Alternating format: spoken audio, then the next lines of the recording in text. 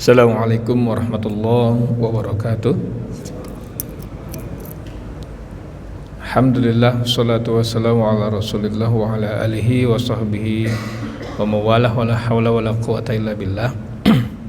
Asyhadu an la ilaha illallah wahdahu la syarikalah wa asyhadu anna muhammadan abduhu wa rasuluhu alladzi la nabiyya ba'dah ma ba'd. Alhamdulillah, puji syukur kepada Allah, salawat dan salam kepada baginda Rasulullah sallallahu alaihi wasallam serta keluarga, sahabat dan seluruh umat yang senantiasa itba istiqomah mengikuti ajaran-ajarannya hingga akhir zaman nanti. Mudah-mudahan kita termasuk di dalamnya, amin ya rabbal alamin. Hadirin rahimakumullah, Bapak Ibu yang dimuliakan Allah Subhanahu wa taala, jamaah salat duhur Masjid Al-Ihsan. Setelah melaksanakan salat berjamaah, kita melanjutkan kembali program pembahasan sirah Nabi kita yang rutin kita laksanakan di setiap Kamis di pekan pertama dan kedua setiap bulannya. Terakhir di Kamis kemarin kita sampai di pembahasan Nabi Yusuf yang sudah memasuki penjara. Sebagaimana kisah yang masyhur, karena ini kisahnya sering disampaikan, kisahnya sering diajarkan kepada kita tentang akhlak atau karakter seorang muslim dari seorang Yusuf alaihi salam, yang menurut Nabi Muhammad SAW pada hari kiamat nanti Nabi Yusuf akan menjadi pemimpin, akan menjadi pemimpin bagi golongan orang yang ada 7 golongan, ada 7 golongan yang akan mendapatkan naungan ketika tidak ada naungan yang lain selain naungannya Allah Subhanahu wa taala. Salah satunya adalah seorang laki-laki yang diajak, yang digoda oleh perempuan yang cantik, terhormat, tapi kemudian dia mengatakan, inni akhafullah, aku takut kepada Allah. Kan ada imamun adil, imam yang adil, kemudian orang yang mu'allakun, rajulun mu'allakun qalbuhu bil masajid, seseorang yang hatinya itu terikat dengan masjid. Ada 7 golongan, ini hadisnya masyhur. Nah, salah satunya adalah orang yang kasusnya serupa lah dengan Nabi Yusuf, gitu simpelnya. Dan ini real, ada banyak, kasusnya banyak. Tapi mudah-mudahan kita tidak termasuk ya, tidak termasuk yang digoda gitu. Khawatir gak kuat Pak, atau Bapak udah siap Pak digoda dengan seperti itu Pak? Digoda seperti Nabi Yusuf, siap gak Pak diuji dengan itu Pak? Hah? Siap gak? Kalau memang siap silakan gitu. Tapi khawatirnya saya sendiri saya berlindung pada Allah supaya mudah-mudahan Allah menghindarkan saya dari ujian semodel itu, ujian semacam itu. Kenapa? Saya tidak yakin saya kuat. Saya tidak yakin.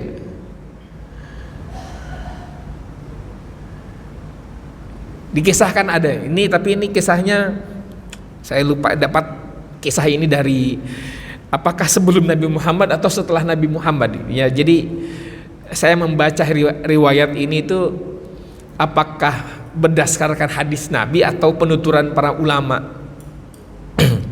Ada kisah seorang laki-laki penjual keliling, pedagang keliling, dari rumah ke rumah di suatu kampung, dari satu kampung ke kampung lain, tapi ya intinya menawarkan dagangannya dari rumah ke rumah. Tidak disebutkan jualannya apa, mungkinkah parfum, mungkinkah makanan, mungkin apalah, tidak disebutkan.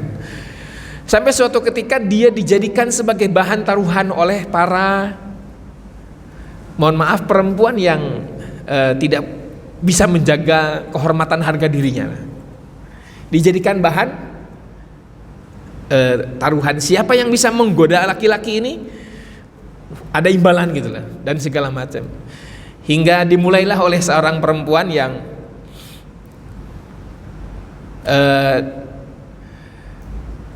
berpura-pura sebagai pembeli. Yang namanya pedagang kan ya mau ketika pembeli minta melakukan apapun yang akan dilakukan kan, selama memang masih dalam tahap wajar. Pemuda ini dipanggil oleh perempuan tersebut masuk ke rumahnya. Dia ingin melihat barang yang ditawarkannya, dia lihat-lihat. Tapi kemudian yaitu modus saja. Begitu si pemuda ini masuk, pintu dikunci. Pintu dikunci. Dan kata si perempuan ini, "Bang, abang layani saya, ladeni saya, ikuti apa kata saya, atau saya teriak dan saya akan bertindak bahwa abang mau berniat buruk, atau dengan bahasa kasarnya abang dengan tuduhan perkosaan lah." Apa yang kemudian dilakukan pemuda ini? Waduh, repot nih. Kalau kita di posisi begitu, laki-laki tersebut kalau menghindar dia teriak, ya kan itu rumahnya gitu. Dia berpikir keras, bagaimana caranya? Ini laki-laki soleh, pemuda yang soleh. Akhirnya setelah berpikir keras dia mengatakan, "Baik, saya ikuti kemauan kamu, tapi izinkan saya untuk ke kamar mandi dulu. Saya numpang ke toilet," katanya. Kata si perempuan itu, kan sudah dipersiapkan, dipersilahkan ke kamar mandi, karena di kamar mandi juga tidak akan ada jalan keluar, tidak ada jalan kabur, hanya satu-satunya pintu itu. Begitu masuk kamar mandi ternyata betul tidak ada celah untuk keluar dari rumah itu. Akhirnya dia berpikir bagaimana caranya. Akhirnya hadirin rahimakumullah, dia paksa untuk buang air besar. Dia paksa dirinya untuk buang air besar, dan kotorannya dia lumurkan ke seluruh badannya. Bayangkan sampai sedemikian. Kotorannya itu dilumurkan ke seluruh badannya, akhirnya dia keluar. Orang normal kalau melihat yang seperti itu ya, si perempuan, termasuk perempuan ini pun kan jijik ya. Jijik. Akhirnya diusir dia keluar. Dan mengatakan, "Dasar laki-laki gila," katanya. Memang gila, betul Pak. Untuk mempertahankan keimanan, mempertahankan kehormatannya sampai sedemikian rupa. Tapi balasan yang kemudian diberikan oleh Allah Subhanahu wa taala, sejak hari itu sampai akhir hayatnya badannya senantiasa wangi. Wangi bener ya Pak, bukan wangi yang itu ya. Wangi gitu. Masya Allah, itu balasan langsung diberikan oleh Allah Subhanahu wa taala, dan orang itu akan bersama kemudian Nabi Yusuf alaihi salam di akhirat kelak, mendapatkan naungan ketika tidak ada naungan selain naungannya Allah Subhanahu wa taala. Baik hadirin rahimakumullah, dan Nabi Yusuf pun dipuji ya oleh Zulaikha sebagaimana kita kenal, atau nama aslinya Ro'il binti Romayil. Dipuji bahwa Yusuf seorang yang teguh keimanan, Yusuf seorang yang tidak main-main lah dengan keimanannya. Nah, hadirin rahimakumullah, sampai akhirnya Nabi Yusuf dipenjara. Kenapa? Alasan dipenjaranya karena Nabi Yusuf tidak tahan dengan kondisi yang menghimpit dirinya. Tidak tahan, godaan itu datang dari mana-mana. Sekali lagi, yang menggoda Nabi Yusuf, perempuan yang menggoda Nabi Yusuf itu bukan hanya Zulaikha seorang, tapi seluruh perempuan Mesir menggoda Yusuf. Tergila-gila kepada Yusuf. Kemarin saya sampaikan, Nabi Yusuf kalau keluar rumah itu sering mendapatkan percobaan penculikan dari para wanita. Ini dahsyat. Hingga akhirnya kata Nabi Yusuf, "Rabbis sijnu ahabbu ilayya." Ya Allah, kalau seperti ini ya penjara lebih aku sukai. Dan itu dikabulkan, fastajaba lahu rabbuhu, Allah kabulkan. Tapi wasilahnya melalui wasilahnya melalui majikannya atau tuannya, yakni Al-Aziz atau Kitfir. Ini Yusuf berdoa agar terhindar dari godaan. Nah, Al-Aziz supaya tidak ada lagi suara sumbang terhadap dirinya, terhadap keluarganya dari masyarakat, maka Nabi Yusuf dilaporkan dengan tuduhan pelecehan seksual lah gitu ya. Jadi alasannya itu, alasan yang beredar di masyarakat bahwa Nabi Yusuf dipenjara itu karena percobaan pelecehan seksual, tuduhan pelecehan seksual. Baik, hadirin rahimakumullah, kemudian di penjara bertemu dengan dua orang yang salah satunya akan bebas dan satunya lagi akan dieksekusi. Nabi Yusuf berpesan kepada salah satu yang akan bebas bahwa sampaikan kepada raja, ada aku di sini, seorang Yusuf yang punya kemampuan mentakwil mimpi, menjelaskan mimpi. Tapi kemudian dilupakan oleh setan, sehingga kata Nabi Muhammad SAW atau kata yang kemudian dikutip oleh para ulama, andai Yusuf waktu itu tidak mengatakan demikian, maka dia bisa keluar dari penjara itu secepat mungkin gitu. Ini masalahnya levelnya seorang nabi yang seharusnya ya tidak perlu lagi wasilah manusia, cukup berdoa sama Allah selesai gitu. Tapi ya ini ibrah bagi kita, terkadang memang ada saatnya kita harus minta sama Allah, tapi juga jangan menghiraukan, jangan menyepelekan bantuan yang datangnya dari manusia gitu. Bisa jadi bantuan Allah itu datangnya memang melalui perantara sesama manusia. Baik, hadirin rahimakumullah, Nabi Yusuf akhirnya tinggal di penjara itu, ada yang menyebutkan kurang dari 10 tahun, ada yang menyebutkan lebih dari 10 tahun. Tapi kalau dilihat dari ketika masuknya Nabi Yusuf di penjara itu kan kisaran sekitar 18 tahun ya, 18 tahun. Dan ketika Nabi Yusuf menikahi Zulaikha, pada akhirnya kan Nabi Yusuf menikahi Zulaikha itu, Nabi Yusuf berkisar usianya sekitar 28 sampai 30 tahun. Jadi belum sampai, bahkan ada yang menyebutkan belum genap 30 tahun usianya Nabi Yusuf saat menikahi Zulaikha. Baik, hadirin rahimakumullah. Tapi nanti itu bisa kita kaji kembali. Kata raja nih, suatu ketika dia bermimpi, wahai seluruh menteri atau seluruh siapapun lah yang punya kemampuan, aku punya mimpi dan mimpi ini sangat mengganggu. Hadirin rahimakumullah, pada saat itu mimpi itu menjadi barometer kesuksesan, mungkin barometer kehidupan lah. Kalau mimpi jadi tidak hanya sekedar bunga tidur biasa, tapi pasti ada maksud tertentu. Orang-orang Mesir saat itu tuh selalu bergantung terhadap mimpi. Jadi tidak dianggap remeh mimpinya itu. Mimpi apapun pasti ada maksud, mimpi apapun pasti ada maksud. Beda sama kita sekarang. Ya. Agak susah gitu. Kalau kita mimpi hanya satu, mungkin ya mimpi yang betul-betul real itu hanya satu saja. Mimpi apa, Pak? Mimpi yang betul-betul jadi kenyataan gitu. Nggak perlu dijelaskan mimpi apa. mimpi buang air kecil kan. Bahkan orang dewasa juga masih ada tuh kayaknya. Termasuk saya sendiri, Pak. Pernah itu dalam mimpi, jangan jadi kebelet gitu pengen buang air, jangan ini lagi tidur, kayaknya bukan, ini betul-betul real, ini lagi bangun gitu, jadi berkecamuk. Ini lagi tidur, enggak kok, ini bukan lagi tidur. Akhirnya kan nyari tempat nyari toilet lah, begitu udah ketemu toilet, kita buang dan ternyata anget terasa. Akhirnya harus jemur kasur. Padahal udah dewasa itu, beberapa tahun yang lalu lah.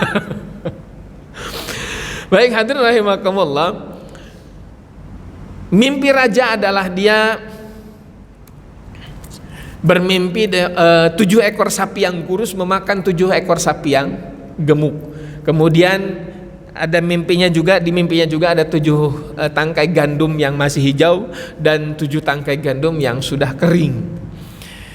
Dia mengumpulkan seluruh ahli, tapi satu pun tidak ada yang bisa memberikan jawaban yang puas. Ada yang memberikan jawaban, ada yang menjawab tidak tahu. Ada yang memberikan jawaban, tapi semua yang memberikan jawaban tidak membuat raja puas. Ada juga yang memang tidak tahu gitu. Berhari-hari, beberapa sekian waktu tidak disebutkan, yang jelas tidak kunjung menemukan jawaban apa maksud dari mimpinya tersebut. Hingga akhirnya sampailah pada telinga si pembuat minum raja. Namanya pembuat minum kan tidak perlu ya dia bisa langsung berinteraksi sebenarnya kalau misalkan diizinkan ya. Dia bisa langsung berinteraksi, hanya menyodorkan saja. Menyodorkan minum. Tapi ya antara raja dengan pelayan kan jarang ada komunikasi. Tapi kemudian informasi itu sampai bahwa raja sedang mengalami kegalauan, raja sedang mengalami kegelisahan tentang mimpinya. Akhirnya dia teringat, wah, raja nih lagi mimpi, lagi gelisah karena mimpi. Baru teringat bahwa dia punya seorang yang punya kemampuan, yang memiliki kemampuan dalam urusan menjelaskan mimpi. Akhirnya ketika dia menawarkan atau memberikan minum, dia hanya cukup berbisik, wahai Tuan, wahai Raja, betulkah Anda sedang bermimpi? Dan mimpi Anda itu tidak, betulkah Anda memiliki mimpi yang belum terjawab? Kata Raja, betul. Saya punya teman, saya punya seseorang yang dia bisa menjelaskan mimpi. Oh, siapa? Panggil. Namanya Yusuf, tapi sekarang dia di penjara. Kata Raja, panggil dia. Hadirin rahimakumullah, seorang narapidana dipanggil raja. Kalau di kita panggil presiden, kira-kira gimana? Nyambut nggak? Ya mungkin ada ketakutan. Kalau narapidana dipanggil presiden langsung gitu, dipanggil pimpinan tertinggi langsung. Tapi Nabi Yusuf ya tidak menaruh kecurigaan. Nabi Yusuf bertanya, ada apa gerangan? Raja mempunyai mimpi yang tidak bisa terjawab. Nabi Yusuf hadirin rahimakumullah tidak mau menerima panggilan atau tidak mau memenuhi panggilan raja. Tidak mau menghadap langsung gitu. Tidak mau menghadap langsung. Ditanyakan apa mimpinya? Kan si Nabwa ini kan tidak tahu ya apa mimpi raja. Akhirnya dia balik lagi. Wahai Tuan, Yusuf tidak mau memenuhi panggilan Tuhan. Katakan saja mimpi Tuhan apa. Ini disampaikan tentang mimpinya, sampaikan kepada Nabi Yusuf bahwa terjawablah. Menurut penjelasan Nabi Yusuf akan terjadi 7 musim paceklik. 7 musim, mungkin bukan kemarau, memang paceklik. Kan kalau kemarau nggak ada hujan. Kalau paceklik itu mungkin hujan ada, tapi ketika akan panen nggak berhasil panennya. Gitu. Akan terjadi 7 tahun paceklik. Nanam apapun nggak akan jadi gitu. Padahal musim hujan ada, air ada, tapi nanam apapun nggak akan tumbuh. Tumbuh iya, tapi nggak akan sampai panen. 7 tahun. Tapi sebelum itu akan ada 7 tahun masa subur. Jadi 7 tahun masa subur dulu, baru kemudian 7 tahun masa paceklik. Di 7 tahun pertama maksimalkan, kata Nabi Yusuf, maksimalkan. Menanam apapun sebanyak mungkin. Intinya 7 tahun masa subur, 7 tahun masa paceklik, itu saja sih, itu saja. Arti dari mimpinya itu 7 tahun masa subur, 7 tahun masa paceklik. Disampaikan kepada raja. Baru jawaban itu membuat raja puas. Meskipun dia tidak bertanya-tanya kenapa harus ada kejadian seperti itu gitu. Akhirnya Nabi Yusuf kemudian dipanggil untuk kemudian menjadi kaki tangan, menjadi tangan kanan, salah satunya menjadi tangan kanan raja, menjadi orang terdekatnya raja.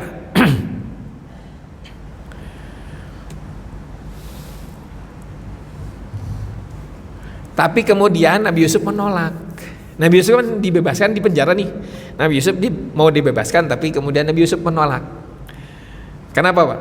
Nabi Yusuf menolak. Alasannya karena tidak relevan antara alasan masuk dengan alasan keluar.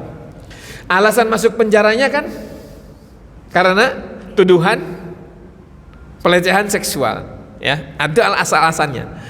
Sementara kalau bebas karena panggilan raja kan nggak sinkron. Nabi Yusuf menghindari.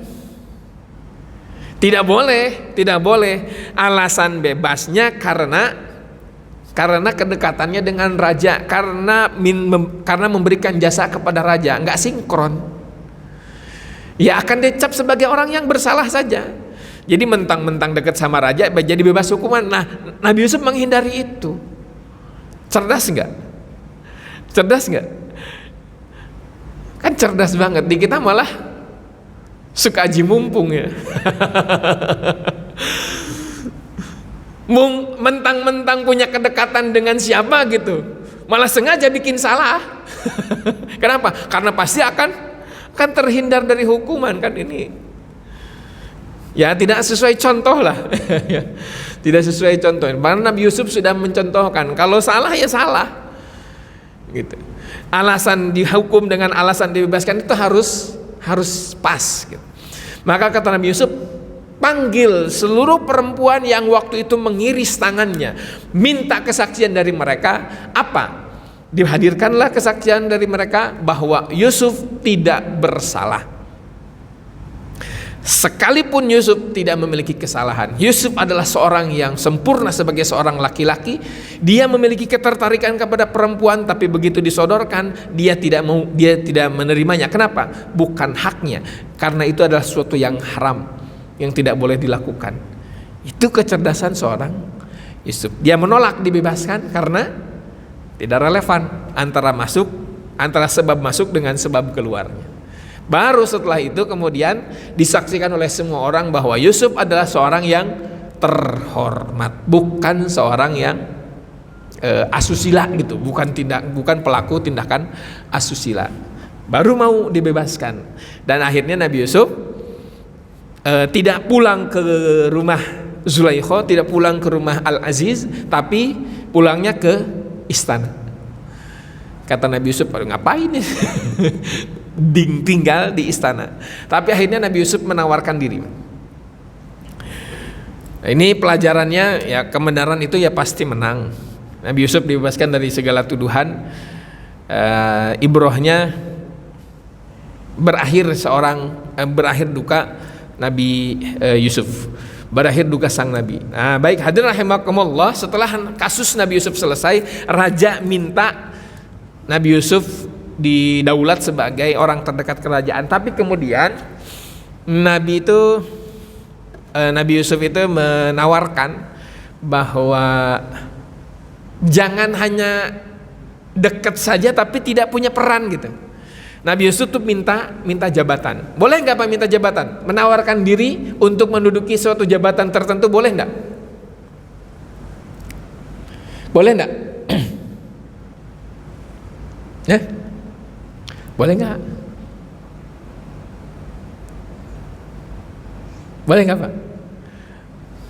Menawarkan diri untuk menduduki suatu jabatan atau suatu kedudukan tertentu lah, boleh nggak? Nah, boleh nggak? Kok nggak jawab? Nggak harus takut salah Pak. Jawab aja nggak apa-apa. Boleh nggak? Boleh? Boleh dengan catatan, ya boleh dengan catatan kita punya kualifikasi di bidang itu. Ya, kita punya kualifikasi di bidang itu. Kata Yusuf, ini hafizun alim. Nabi Yusuf menawarkan diri menjadi, kalau sekarang apa ya,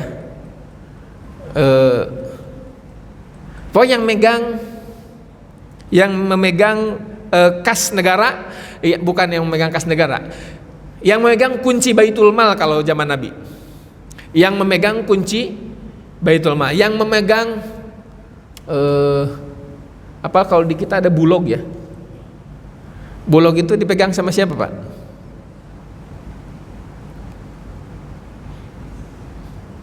Menteri apa? Pertahanan, bukan dong. Yang megang kunci gudang lah gitu ya. Yang megang karena Nabi Yusuf sangat sadar. Ini nanti selama 7 tahun kan. Selama 7 tahun ke depan Mesir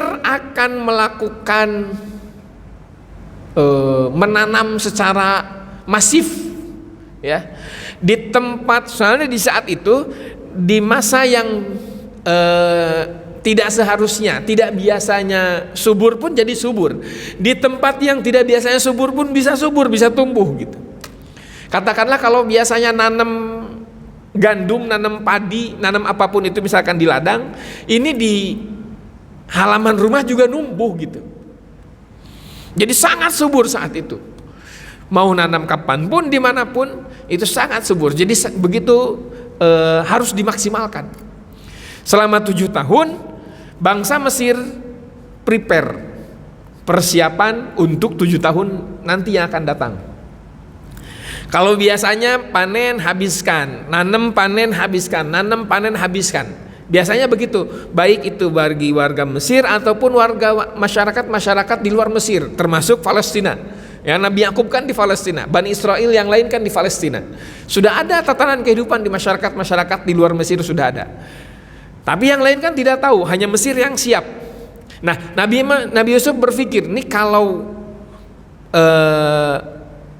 bahan pokok atau bahan, katakanlah beras kalau sekarang, ini beras ditumpuk, peluang kejahatan itu akan muncul, akan sangat besar. Betul enggak? Betul enggak? Orang tidak biasa megang duit, Pak, tidak biasa megang duit banyak gitu, dan orangnya tidak amanah, itu ya pasti nggak selamat, itu nggak selamat. Makanya ya kita jangan kemudian mengkritik secara membabi buta atau bahkan mengolok-olok kepada para, ini punten, ini pesan untuk kita semua ini, kepada para pelaku politik, ya, kepada para pelaku politik. Kita bisa menghindar, mungkin ditawari ketika disodorkan cek kosong, disuap lah, Pak. Kita bisa menghindar sekarang. Kenapa? Karena nggak ada kasusnya, nggak ada di depan mata. Tapi kalau betul-betul real kita alami, kita bisa yakin nggak kita bisa menghindar? Yakin bisa menghindar nggak? Nggak yakin.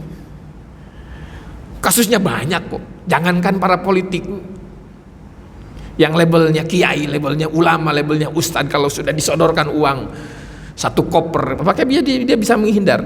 Bisa dihitung jari lah yang bisa menghindar. Saya sendiri, saya terus terang, saya tidak yakin gitu. Kalau disodorkan 1 koper uang, lakukan ini atau jangan lakukan ini, dibatasi gitu kehidupan demi sekian rupiah. Saya tidak bisa menjamin saya bisa menghindar itu. Nabi Yusuf cerdas, ini bahaya ini. Lahan basah masalahnya. Maka Nabi Yusuf harus tampil. Inni hafizun alim, saya adalah seorang yang amanah dan saya juga punya ilmu. Harus dalam kondisi tertentu menawarkan diri itu harus. Kasus yang sederhana. Ketika mau sholat berjamaah, masing-masing tidak ada yang tahu, tidak ada yang mengenal siapa yang paling bagus hafalannya, siapa yang paling bagus bacaannya. Maka kita yang menurut penilaian sendiri atau sudah dapat legalitas untuk menjadi seorang pengajar, misalkan pengajar mengaji, untuk menjadi seorang imam, kita harus tampil. Kenapa? Jangan sampai orang yang tidak ilmu, yang tidak punya ilmu yang maju. Mau sholat berjamaah maghrib, isya atau subuh misalkan, kita sebagai yang faham, yang bisa, tidak maju jadi imam, akhirnya siapa yang maju? Yang gak bisa, atau yang minimal yang bacaannya masih ya tidak sebagus kita, misal siapa yang salah? Ya kita sebagai orang yang paham, kita sebagai orang yang bisa tidak tampil. Maka ya silahkan bagi para jemaah sekalian yang misalkan mau ngambil peran dalam konstelasi politik atau apapun lah gitu, jabatan-jabatan tertentu, baik itu levelnya RT, RW, kelurahan, kecamatan dan lain-lain. Kalau memang punya kemampuan dan kita yakin bahwa kita adalah orang yang amanah, silahkan. Sebagaimana yang dilakukan oleh Nabi Yusuf. Baik, hadirin rahimakumullah. Nah, saat itu Nabi Yusuf berumur 30 tahun. Nabi Yusuf kemudian mendapatkan fasilitas yang banyak dari kerajaan, termasuk cincin raja. Cincin sebagai bukti orang kepercayaan raja. Mendapatkan sutra, mendapatkan mahkota selain mahkota raja ya, mahkota kepercayaan raja lah. Dan senantiasa menemani raja kemanapun. Dia punya otoritas. Nabi Yusuf punya otoritas. Dengan kata lain, tangan kanan sang raja. Ini puncak karir, sampai akhirnya Nabi Yusuf sampai pada puncak karir, sampai Kitfir meninggal. Yusuf akhirnya menikahi Zulaikha, dikaruniai 2 orang putra, salah satunya Afrayim dan yang kedua Mansa. Itu menurut satu catatan. Ibrahnya buah kesabaran dari perbuatan benar dan baik. Nabi Yusuf menjadi raja Mesir, tapi ini masih diperdebatkan ya. Nabi Yusuf menjadi raja Mesir masih diperdebatkan. Sebagian para ulama lebih sepakat bahwa Nabi Yusuf itu tidak pernah menjadi raja, hanya punya kedudukan saja. Levelnya masih di bawah raja, tapi sudah kayak raja lah gitu, karena orang kepercayaan raja. Karena berkat Nabi Yusuf Mesir terselamatkan. Ya, berkat Nabi Yusuf Mesir terselamatkan. Dan Nabi Yusuf juga sekali lagi bisa menguasai seluruh wilayah yang ada di kota Mesir saat itu. Baik, sampai sini ada pertanyaan, Pak? Silakan kalau ada. Ada?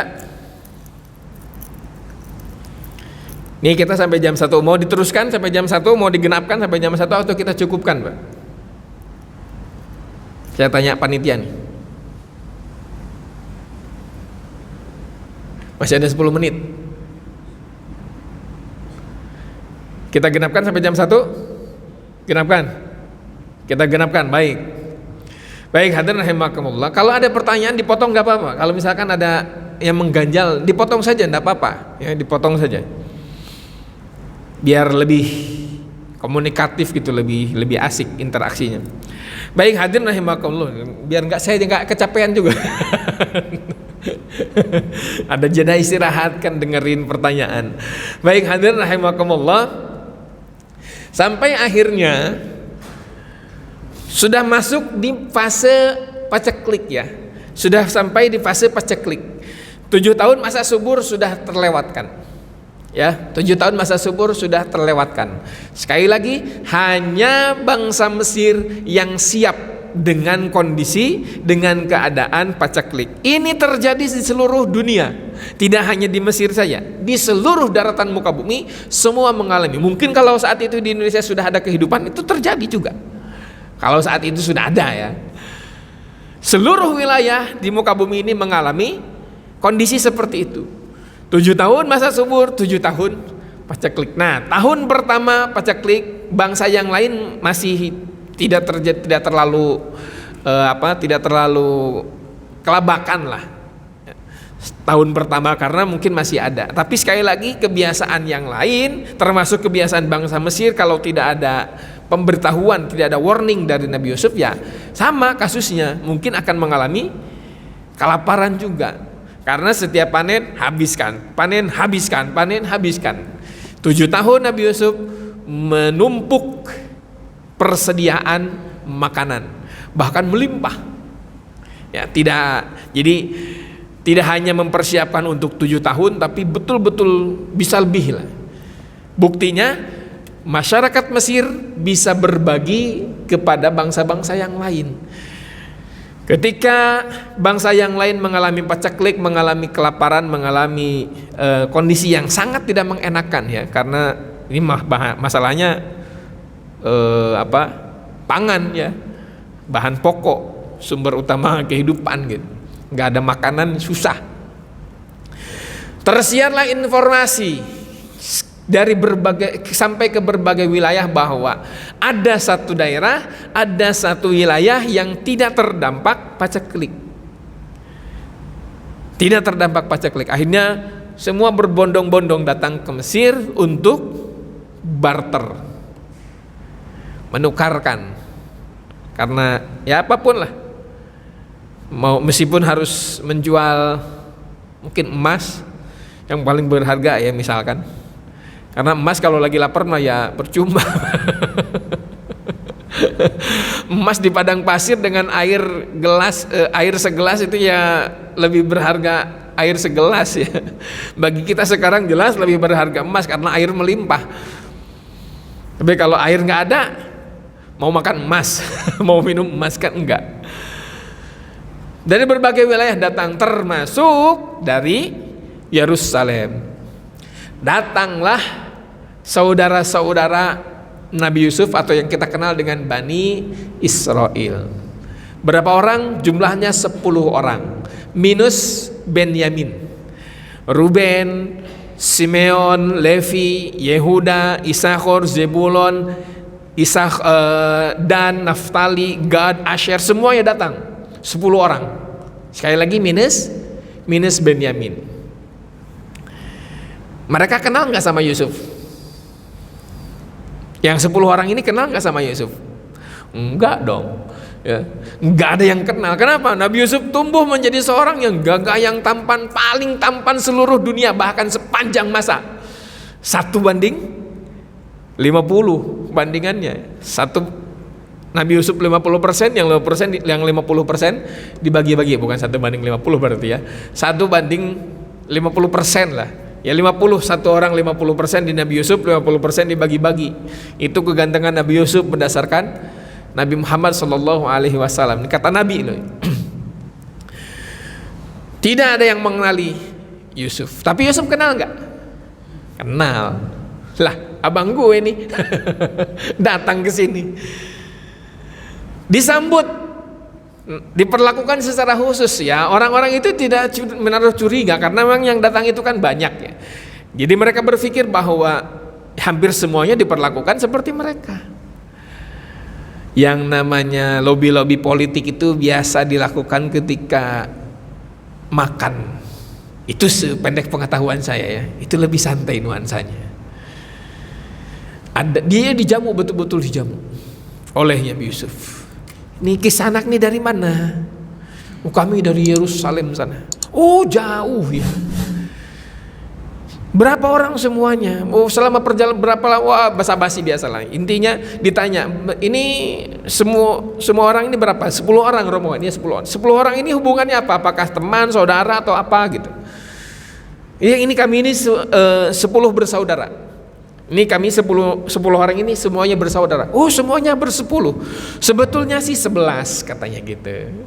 Sebetulnya 11 bersaudara, tapi yang satu kami tinggalkan. Nabi Yusuf sudah, waduh, gue nggak dianggap nih.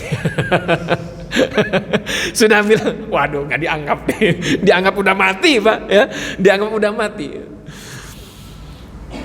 Kami 10 bersaudara. Sebenarnya 11. Oh, begitu, biasalah.